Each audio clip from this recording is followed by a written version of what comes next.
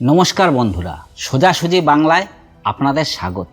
হুগলি নদীর তীরের শান্ত পরিবেশ কিংবা ব্যস্ত রাস্তার ঝালমুড়ির দোকান, আপনার চোখ যদি বাংলার এই চিরচেনা ছবিগুলোতে থাকে তবে আপনি সম্ভবত বাংলার আসল চিত্রটা মিস করছেন।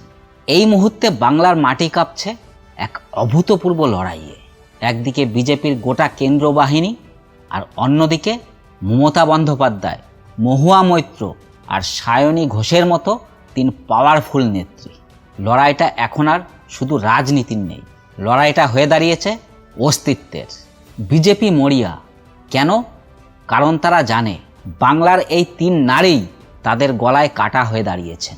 দেশের স্বরাষ্ট্রমন্ত্রী নিজের সমস্ত ব্যস্ততা সরিয়ে দেশের বিভিন্ন রাজ্যকে পেছনে ফেলে এখন বাংলার মাটি গেড়ে বসে আছে। কেন তিনি মহারাষ্ট্র, বিহার কিংবা ঝাড়খণ্ডের চেয়ে বাংলার ওপর এত বেশি জোর দিচ্ছেন? কারণ একটাই, মমতা বন্দ্যোপাধ্যায়কে যেভাবেই হোক রুখতে হবে। গত 15 বছর ধরে যিনি বাংলার মসনদ আগলে আছেন তাকে সরানো কি এতই সহজ? বিজেপির পুরো বাহিনী আজ একজোট, কিন্তু বাংলার মাটিতে তারা এখনও এমন কোনো কাঠ খুঁজে পায়নি যা দিয়ে এই মমতা ফ্যাক্টরকে কাবু করা যায়। কিন্তু বন্ধুরা, আসল রহস্য লুকিয়ে আছে ভোটিংয়ের সংখ্যায়। প্রথম দফার ভোটেই 93% বাম্পার ভোটিং। কেন এত মানুষ ভোট দিতে বেরোলেন? কেউ বলছে এটা 15 বছরের ক্ষোভ, আবার কারো মতে এটা এক নতুন সুরের পূর্বাভাস। কিন্তু গাণিতিক সত্যটা কি সত্যিই তাই? এসআইয়ের রিপোর্টের মাধ্যমে প্রায় 91 লাখ ভোটারের নাম তালিকা থেকে বাদ দেওয়া হয়েছে। ভোটারের মোট সংখ্যা 7.66 কোটি থেকে কমে হয়েছে 6.75 কোটি। এবার একটু ঠান্ডা মাথায় ভাবুন, যদি 100 জনের মধ্যে 70 জন ভোট দেয় তবে শতাংশ হয় 70। কিন্তু ভোটার যদি কমে 88 জন হয়ে যায় আর সে একই 70 জন ভোট দেয় তবে শতাংশ হয়ে দাঁড়ায় প্রায় 80। তাহলে কি ভোটিংয়ের হার বাড়ার পেছনে এটাই আসল কারণ, নাকি মানুষ সত্যিই কোনো পরিবর্তনের অপেক্ষায়? এই গোলক ধাঁধার আসল উত্তর পাওয়া যাবে 4 মে রেজাল্টের দিন। মমতা বন্দ্যোপাধ্যায় কি শুধুই একজন নেত্রী? না, ভবানীপুরের রাস্তায় যখন তিনি সাধারণ মানুষের সাথে মিশে যান, তাদের জড়িয়ে ধরেন, তখন সেটা তার শুধুই রাজনৈতিক কর্মসূচি থাকে না, হয়ে ওঠে আবেগের বহিঃপ্রকাশ। অন্যদিকে অভিষেক বন্দ্যোপাধ্যায়ের র্যালিতে মানুষের বাঁধ ভাঙা ভিড় সব রেকর্ড ভেঙে দিয়েছে।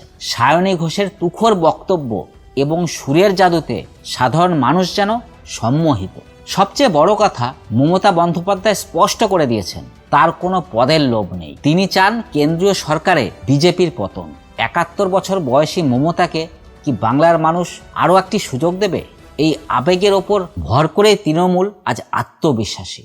সাথে যোগ হয়েছে অখিলেশ যাদব, হেমন্ত সোরেন কিংবা কল্পনা সোরেনের মতো জাতীয় স্তরের নেতাদের সমর্থন। 52 জন নারীকে টিকিট দিয়ে মমতা বুঝিয়ে দিয়েছেন বাংলার নারীরাই এবার ভোটের নির্ণায়ক শক্তি। প্রথম দফার লড়াইয়ে ফলাফল কি হবে?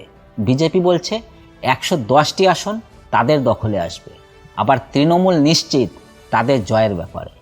এই যে উত্তেজনার পারদ, এই যে রাস্তার প্রতিটি মোড়ে আলোচনার ঝড়, এর শেষ কোথায়?